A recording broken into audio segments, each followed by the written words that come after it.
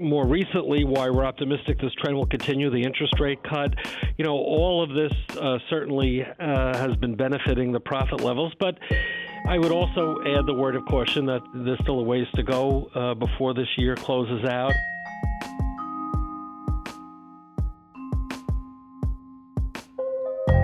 Hi there, it's WAMC News Director Ian Pickus, and on this episode of the WAMC News Podcast, New York State Comptroller Tom DiNapoli and Wall Street profits.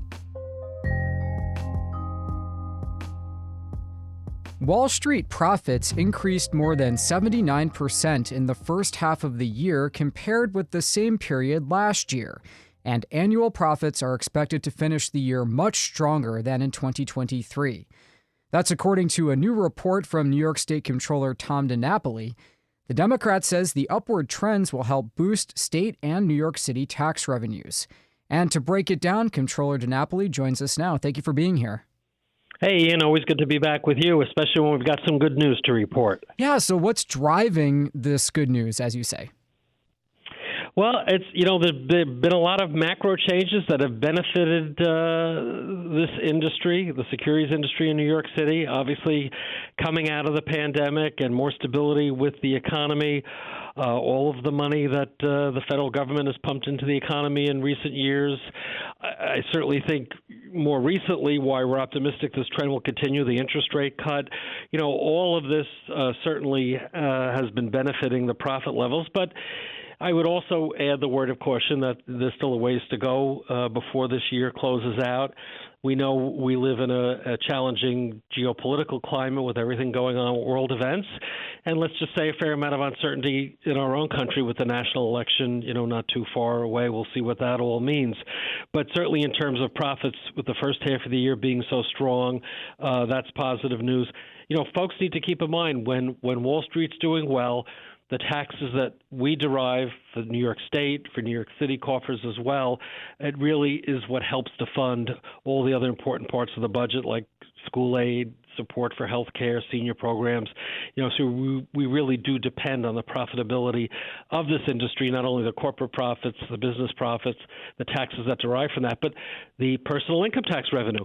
These jobs in this industry, very well compensated and therefore taxed accordingly. And the rest of us benefit when they're doing well. Right. So this report notes that the securities industry contributed 19% of total tax collections in the state fiscal year 2023-24. So if things are on the upswing, as this report suggests, what might that mean for New York State budget makers in the new year? Positive news, and actually that percentage, we've seen that percentage go up in recent years a bit, and I think that at least as we're projecting, if the profit levels hold up as strong as they have been for the first half of the year, that will also mean the bonus pool for next year will probably be higher than we've first been projecting. Again, still time for this year to play out. We don't put out our report on Wall Street bonuses until March of the following year. But I think that means there's more upside possibility in terms of more revenue coming from the securities industry than have been anticipated. And I think the fact for at the state level, we will start the new budget cycle with a budget gap. This could help to make that more easy for us to close that gap. So what's been going on in the past few years? Because obviously it's been a whirlwind since COVID, as you say, and 2020 had an unprecedented impact, and then things kind of leveled off recently. Now 2024, or at least the first half of the year, as your report notes, things are way up. Is this increase, a flash in the pan, or is this just how things are going to come? Well, we see the profit level as kind of going back to pre-pandemic levels, although it is a bit higher, no question about it. But I do think it's suggesting that we could be on a pattern of sustained growth and growth that we could count on. We look as well at the employment numbers, and certainly for 2023, where we do have full year data, we actually saw an increase in the number of securities jobs in New York City. There's always a concern, are we losing these jobs, to other parts of the country? What's happening is that there is greater growth in these finance jobs in other states, but actually New York has not been losing the jobs. Our growth has not been as high as other states. So I first would look to keeping those job numbers stable. We'll see how the rest of 2024 plays out. Hopefully we'll see an increase in employment. It's too soon to tell. But I think that's an important part of the picture as well. What are the employment numbers? There's no doubt there's more growth happening in other parts of the country.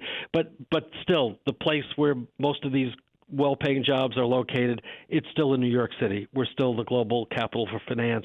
We certainly want to keep it that way. I was really surprised to read that Utah is making gains in the securities industry. Well, look, wealth is moving to different parts of the country. Texas also is another place that you've seen significant growth. So the jobs will follow where the wealth is, and we know population trends have been shifting more to the west and southwest over a period of time. So some of that we shouldn't be shocked about, but we still want to hold on to what we have. We have a smaller percentage of the national jobs in this regard than we've had going back a decade or two ago, but we still have a substantial number, and they're very high-paying jobs.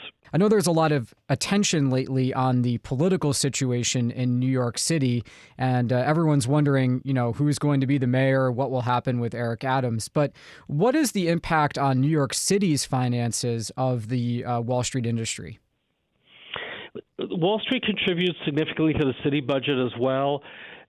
The city is less dependent on this sector of the economy than the state is, because New York City, in addition to having an income tax, they have the property tax, and that's actually the big driver of revenue for the city.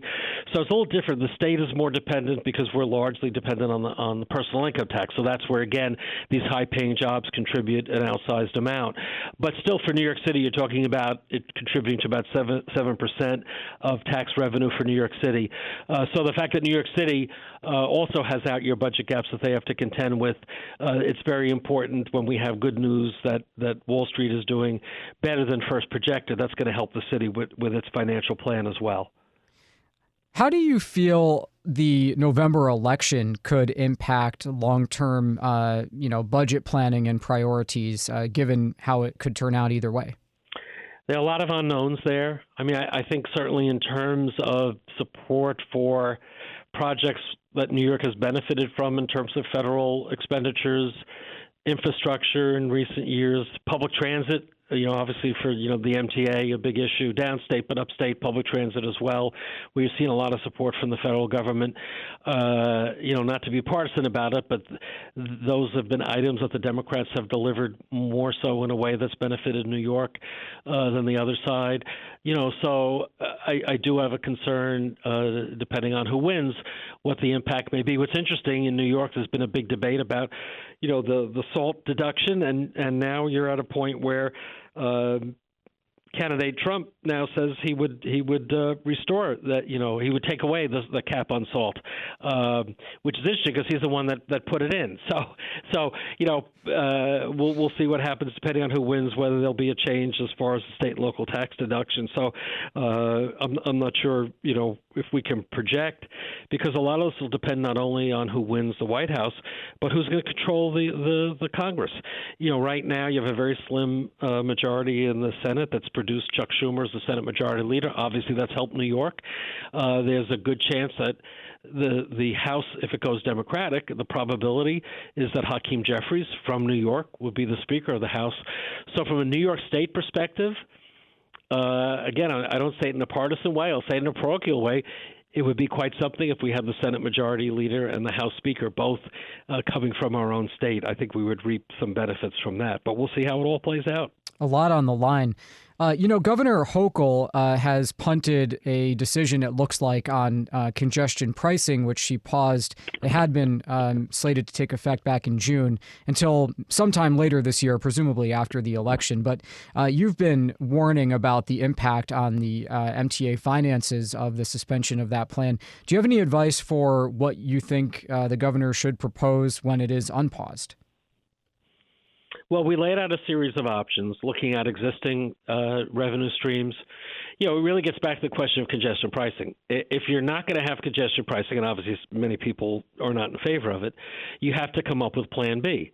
And perhaps the easiest way to do that would be to look at existing tax revenue streams and increase that level. This is the prerogative of the governor and the legislature. I'm not recommending one way or the other. What we have been saying consistently is that the $15 billion hole that the pause or the stopping of congestion pricing created really creates a big challenge for the current capital plan for the MTA. They proposed a new capital plan, but there are implications for that new plan if we don't have the funding to complete the current plan. So whatever your choice is in terms of how to backfill that gap, or go back to congestion pricing. I mean, the challenge is really for the legislature and the governor to deal with this. And if they do not, you really run the risk of the system going back into a state of poor repair.